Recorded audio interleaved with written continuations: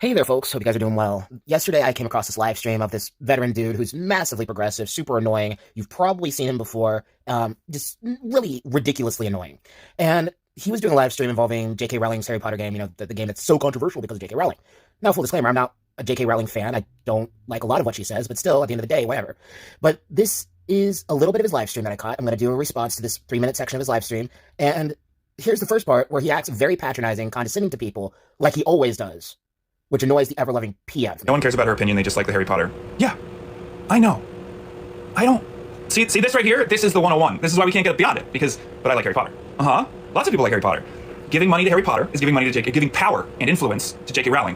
It's the absolute condescension for me. How this is the way he acts in his videos. Whenever he's talking to somebody who disagrees with him or who has a different opinion than him, he talks down to them as if he's better than them. I don't like when anybody does that, but it's absolutely ear-grating when he does it. It gives money to J.K. Rowling. It gives power to J.K. Rowling. She has very little power. Very little power.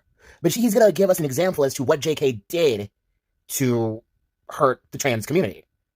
And I'm going to put a big old citation needed on this one, because he doesn't cite any sources or anything like that, which is very easy to say, hey, go look this up on Google when you're in a live stream. I've been in streams where people have done that before, and you can easily Google it because everybody's on their phone. So take a listen to this.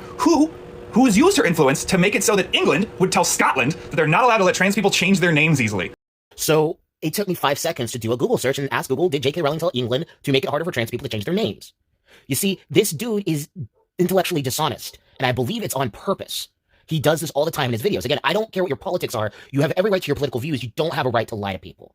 And he said change their names. Look at this highlighted portion. Under the current act, those who change their gender need a diagnosis of gender dysphoria, discomfort with their natural sex. However, all medical gatekeeping has been removed from the Sturgeon's revised bill. I presume this is in response to the strong push from the trans activist lobby. The argument is that trans people aren't mentally ill. Being trans is as natural as being gay. Huh. That does not sound like changing of a name, like he said. It sounds like she's saying that you need a medical diagnosis to be able to transition, which is perfectly acceptable. And I'll link this entire article. She's worried about women and children being safe, and that men would want to medically transition to harm women and children, which it's been proven that there have been cases of that happening. Literally no feminist I've ever met, this is an important highlighted portion, no feminist I've ever met claims all trans women are predators, any more than we believe all men are predators. As I've already stated publicly, I believe that some trans people are truly vulnerable. So it does not sound like she's transphobic. Sounds like she's just wanting to stick with the medical diagnosis of gender dysphoria before you transition. So that way everybody just can't transition willy-nilly. That's not transphobic. That's sticking with medical science. I'm sorry you don't like medical science, but there it is. Stop being deceptive. Good Lord. So it's having, like, real life consequences. Not like, oh, she says some things on Twitter that I don't really like. Like, no, she has formed a mob, and that mob is passing legislation. I always dislike when these super progressives use fear tactics to scare people into believing what they want, knowing that their audience won't do any research for themselves. And she did not form a mob. She's just saying, why don't you stick with the actual legislation that is currently in place? You know she didn't say change their names. You know it was about having gender dysphoria, but you were purposely dishonest on this because you knew your audience would look into this. I'm so tired of people being liars, and it doesn't matter what your political side is. This person just happens to be progressive. She's correct. You should have to have gender dysphoria to be trans.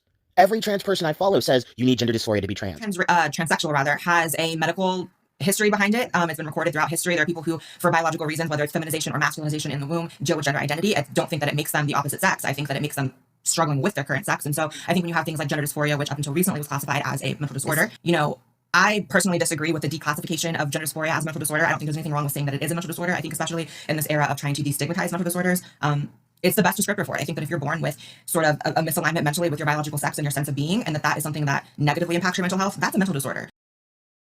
And you knew that she was talking about gender dysphoria, which is why you said very clearly, change their names instead of change their gender. Because she is making it harder for you to change your gender because you shouldn't be able to do it all willy-nilly because in her letter, she's in fear of women and children being hurt. But she also stated that not all trans women are abusive. But you failed to point that out. I wonder why. But, like, you want to play the not very well-written wizard game, so, like, what are you gonna do? Simple. I'm going to play the not very well-written wizard game because my video games aren't political. And as long as you're not mistreating people because of their politics, I don't care what your politics are as a game developer. I will play the game, and I will enjoy the game. That is, if it comes out on Switch. I also love that none of you seem to have taken the option of just playing it in silence. Like, I love that people... That's how I know that people deep down know what they're doing is incorrect. Because if they truly didn't care, they would just play it and not talk about it. Pot, meet, kettle. You know, you could boycott the game in silence, but instead, you're getting on your high horse, you're getting on your soapbox, you're getting on your platform to talk down to the plebs who choose to play the game. Note, a lot of those plebs are LGBT people, some of which are trans people who are going to play the game. And you're talking down to them and acting so narcissistic and full of yourself. Maybe listen to your own words. If you really didn't want to support the game, you could just not do it and go on with your life. But no, you have to be seen as a good little ally and yell and scream and shout about it from the rooftops. The people that are fighting back are just sick and tired of people telling them what to do or bully them. We're just tired of it, that's all. But take your own words, take your own advice. Like, they would be like, yeah, there's like a lot of controversy around this game, so I'm just gonna like play it and keep it to myself. That's what they would do. But they don't like that you've put that worm in their head, that while they're playing the game, there's gonna be this narrative going, man, am I doing the wrong thing right now? And that's what they're upset about. They're upset that you are making it harder for them to enjoy their product guilt-free. No. I'm pretty sure most people are going to be enjoying this product very much guilt-free. Very much guilt-free. Because the people that are going to be playing this game, the people that are going to be enjoying this game, the people that are going to be wanting to fund this project are people that are so sick and tired of having politics shoved down their throat. People that are so sick and tired of being told what to do. People are tired of deceptive people like yourself telling us what we're supposed to think and how we're supposed to do things.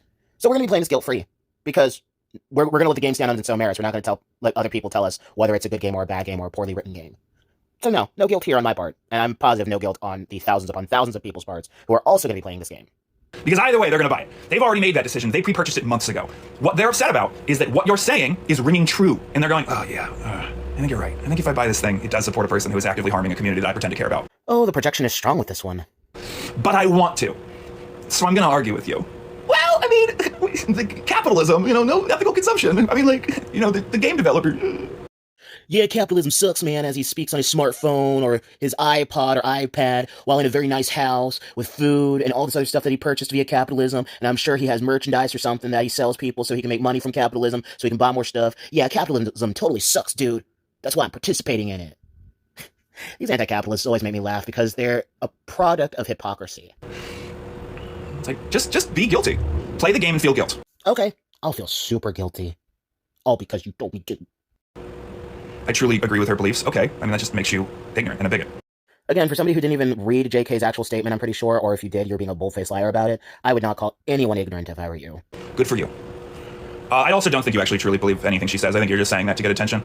And there you have it. The condescension, the narcissism, the patronizing tone in his voice. People couldn't dare believe everything that JK says in regards to this situation. No, you're just doing it to seek attention. Where that could very well be true, there are people who do believe this dude. There are. And what she's saying doesn't seem too unreasonable to me. Stick with people having gender dysphoria before you consider them for gender reassignment surgery. Should not be that difficult. If you're gonna have the claim of being trans, you should go through the process that thousands of other trans people before y'all had to go through before we deem it necessary to medically transition you. I don't understand why this is such a big deal, why what JK said is so controversial. It shouldn't be, but it's being seen that way. And this person who's on TikTok every so often spouting out some sort of nonsense and lying about it, again, I'm not going to even say what nonsense he says because that's going to get into the political realm, but he's always spouting out some sort of nonsense and lying about it, or being dishonest about it, or twisting the truth a little bit. This type of person is what really irks me. I don't like it. Now, you can agree with what JK says, or you can disagree with what JK says, but don't lie about what she said. Because the moment that you lie about what she says, or the moment that you lie about what anybody says, your credibility goes straight out the window. So that's all I had to say about this, guys. I know this is a longer video than I normally do, but you know what? I felt it needed to be talked about. Might speed it up to save time, but thank you guys so much for watching. If you like this video, hit the like button. If you didn't like it, hit the dislike button. Comment down below telling me what you think. You know, all that fun stuff they do at the end of the video. This is Gabe Radio Blobfish signing off, saying take care and God bless. And no matter what your beliefs are, be good to one another. Peace out, everybody.